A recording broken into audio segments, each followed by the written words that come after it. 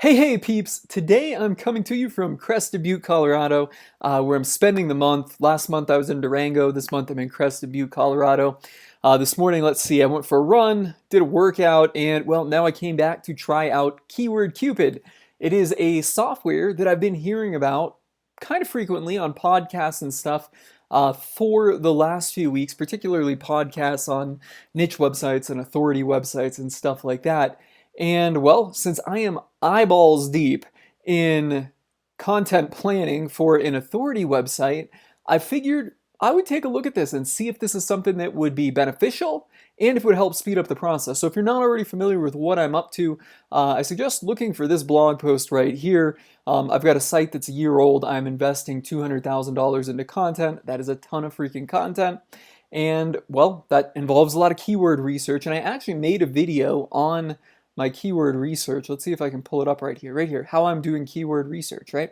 So this would kind of be like an addendum to it, and that is Keyword Cupid.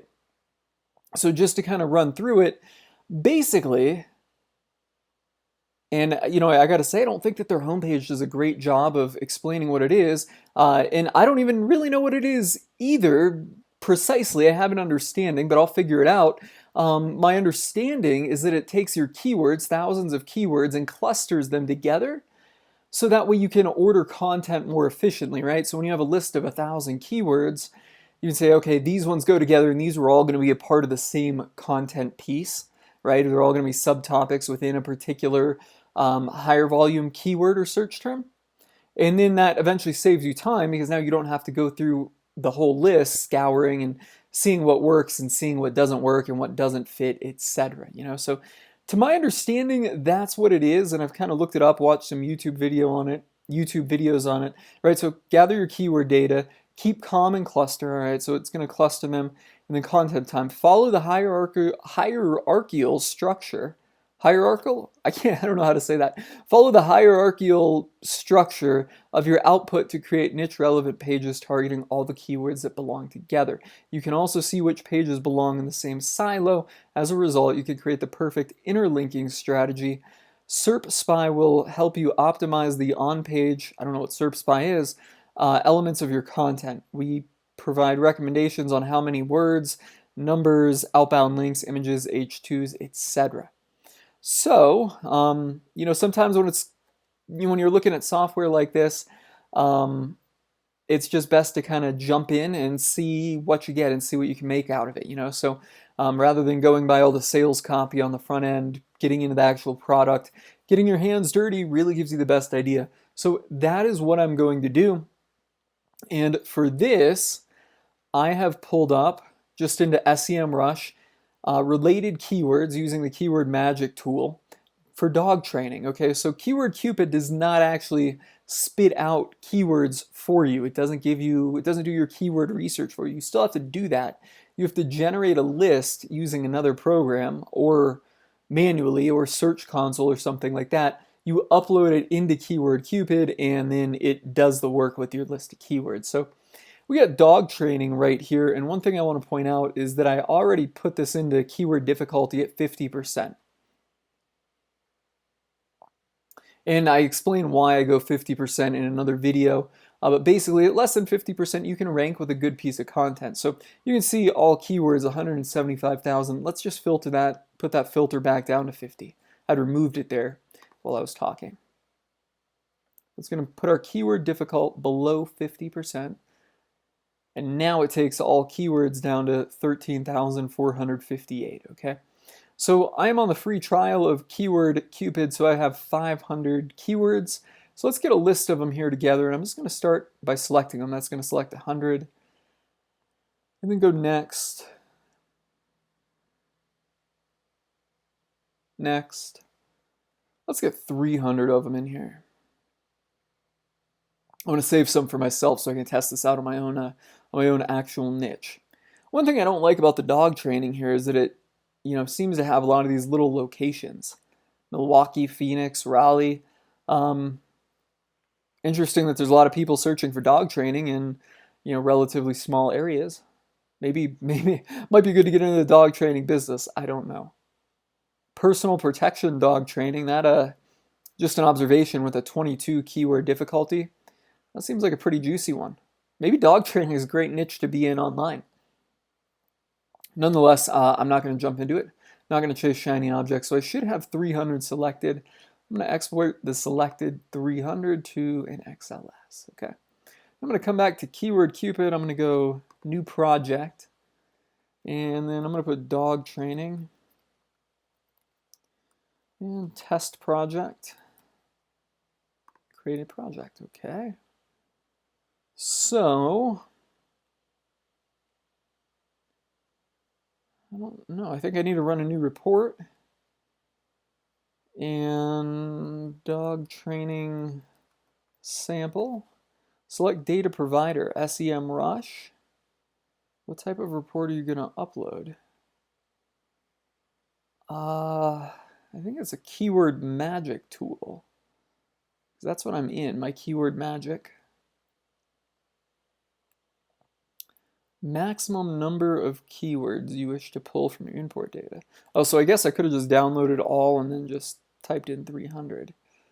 Browse.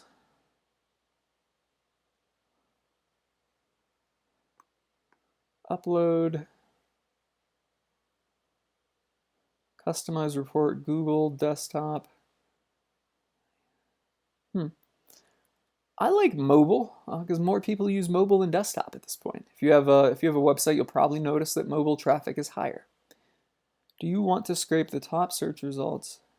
Each keyword uses a half credit to scrape. Yes, on-page optimization. I don't know what this is right here. I'm just going to click Run Now. This report will use 300 credits. Okay.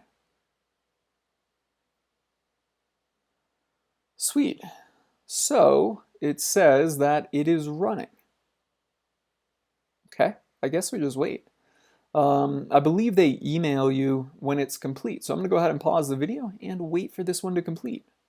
So I got an email saying my report was complete, and that was at 12:18. So it took it about 18 minutes to run and complete the report. And just an observation, this elapsed time down here says 33 minutes ago. So that must mean from the time that I actually started it until now, not actually completed it. So if I click refresh, yeah, it just went up to 34 minutes ago. So nonetheless, 300 keywords took me about 18 minutes. Look, instant is good, but hey, it's not always practical. So I don't really mind that. Let's come down here and see what we got. First is the mind map, which they show the mind map heavily, primarily in their videos.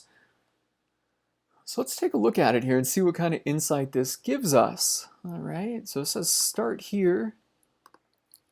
All right, so we click it, it expands. So we got big silos, small silos, singles. Let's go to big silos. All right, so dog training Dallas. Okay, so I'm not too, interested in the Dallas area. Electric dog training collars. Okay, and then it breaks it all up. To me, this just looks like a keyword report in a different format. Electric dog training collars, best dog training collar, dog care training collar. That doesn't really make any sense to me as being a standalone topic. What happens if you expand it? Dog care, dog training collar. Okay, so this kind of grouped them all together.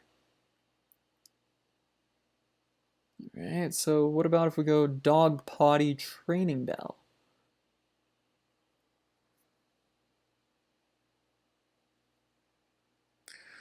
I'm not sure what this is trying to convey because under dog potty training bell it says dog doorbell training, dog potty training bell. Okay, there's that one. Dog training bells, dog training button. I don't see how that's related to it.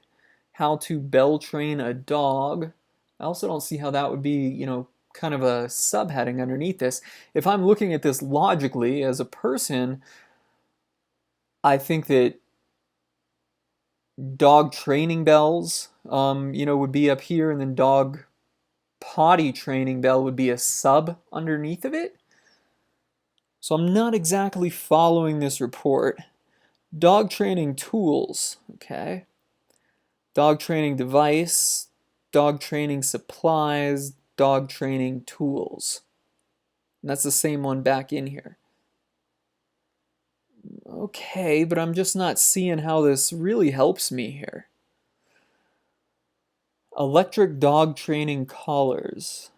Dog training collars at Walmart. Or dog training collars Walmart.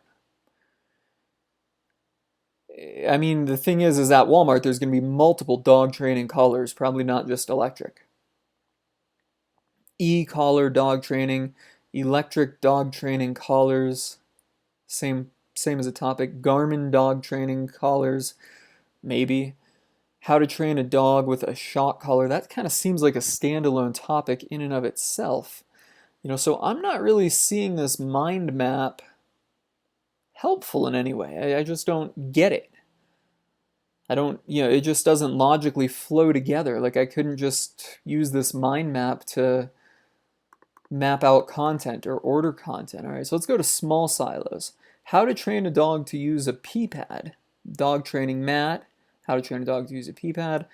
How to train dog on pee pad. I mean, yeah, that all kind of fits within this silo, right? Maybe you could do a topic or post on how to train a dog to use a pee pad, but do we really need this piece of software to kind of group them together like that? How to train an older dog. Adult dog training. Can you train an old dog? How to train an older dog. Okay. Scent training for dogs. Dog training platform. I don't think that's really relevant to scent training for dogs. Dog training treat pouch. Dog training pouch. Yeah, those all kind of go together. Healthy dog training. Healthy dog training treats. Homemade dog training treats.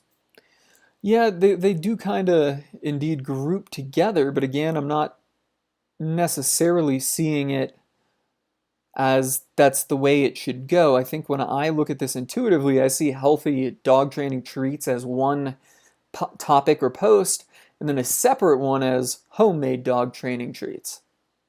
I don't really see it as this needs to be a part of that. Let's look at this from a different approach here, and let's go to the other report. How do I get out of here? No, I don't do that. Edit. Okay, so you can edit in this too. That's interesting. I don't know if I hit escape on this. No. How do I go back?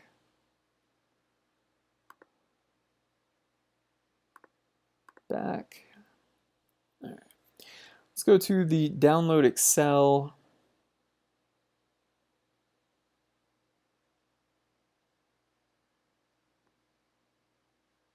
That's my SEMrush report.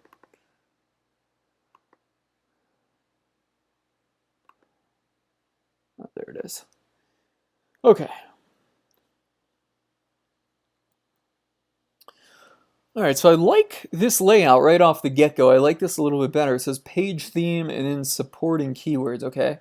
So hunting dog training, and then there's our supporting keywords. Okay, that works. That is effective. Hunting dog training near me. Bird dog training near me. Yeah, I don't really like these near me topics because those are more for the search intent is for like a local business, not so much an information content site. So, yeah, you might be able to rank for them in the short term, but I'm pretty sure Google will shut that down and take that away from you not long after you rank for it. How to potty train an adult dog. House training an adult dog. How to house train an adult dog. So they're all pretty similar. Attack dog training, okay. Well, we see German Shepherd in there, but I don't think that's necessarily, part of this one. I think German Shepherd dog training is probably a separate topic in and of itself. Maybe good dogs for attacking, might be a subheading under attack dog training. How to train a dog not to bite. Okay, well, we got a bunch of them that are basically obvious. Right there. Protection dog training near me. Not a big fan of the near me's, as I said, dog born training.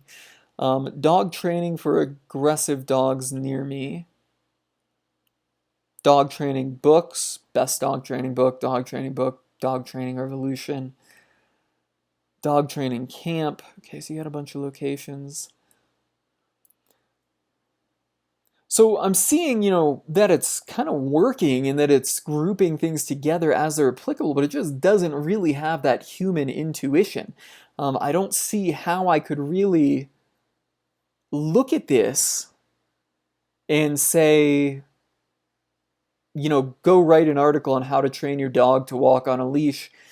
Be sure to include these subheadings because, I don't really see these as necessary subheadings. I just see them kind of as overlapping stuff, and it's not very comprehensive. So while it may group some keywords together, they're keywords that, in a split second you could look at and say, A, I've already covered it, or B, it's not relevant.